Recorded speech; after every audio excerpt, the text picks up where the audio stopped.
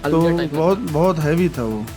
तो उसको इधर से उठा के उसने उधर कर दिया था। तो ऐसा कोई आम आदमी कर नहीं सकता। था। बिल्कुल अगर घर में आएगा तो बिना कुछ भाई, घर में आप लोग मौजूद भी थे उस समय शायद। मौजूद थे, और अगर आता भी घर में तो कोई ना कोई चीज़ लेके जाता। सारी चीज़ें वैसे की वैसी पड़ती। जब घर में कोई लेडीज़ नहीं रहती जी तो डिस्टर्ब करती है। घर में जब कोई लेडीज़ रहती है तो कोई महिला ही थी, मतलब जो परेशान कर रही थी। ये वीडियो मैंने लगभग 9:30 बजे रात में शूट किया और इस पूरी वीडियो में मैं आपको हंसता हुआ दिखाई दूंगा, लेकिन ऐसा नहीं है यार। मैं उस डर को छुपा रहा हूँ अपनी उस मुस्कान से। टाइम को वेस्ट नहीं करते हैं, सीधे कहानी पे चलते हैं। तो उस दिन क्या हुआ था आपके, जो बता रहे थे आप?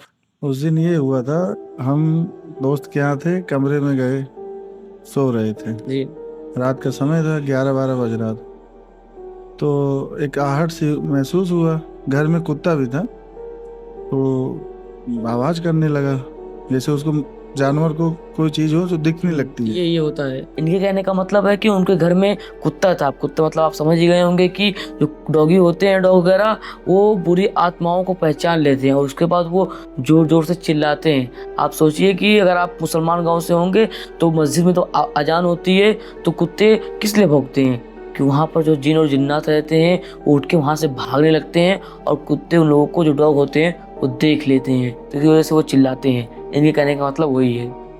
तो उसको आहट हुई तो मेरी आँख खुली। तो आँख खुली, मैं दोस्त साथ में लेटा हुआ था, तो मैंने उसको उठाया। यार कुछ जैसे लग रहा है कुछ चल रहा है घर में, क्योंकि वो टॉमी जो है वो बार बार आवाज़ कर रहा है, भौंक रहा है। जी उसको दिख रहा होगा तभी वो भौंक रहा है। जी तो फिर दोस्त ने कहा अब सुबह होगी तो देखा जाएगा।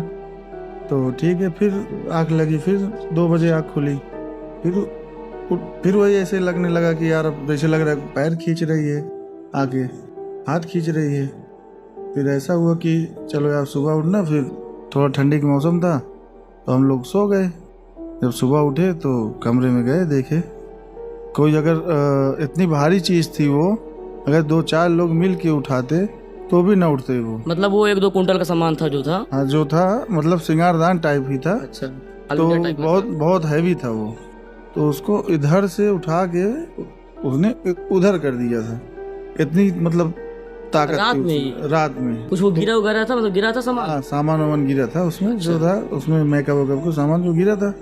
उसके बाद जो है हम लोग यार चेक करने लगे, यार कहीं चोरी तो नहीं हो गई। इतना हैवी सामान कैसे एक जगह से दूसरी जगह हो एक जाए। आदमी उठा ही नहीं सकता इतना एक हैवी। आदमी, हम दोनों लोग पकड़ के उठा रहे थे फिर भी नहीं उठ रहा था।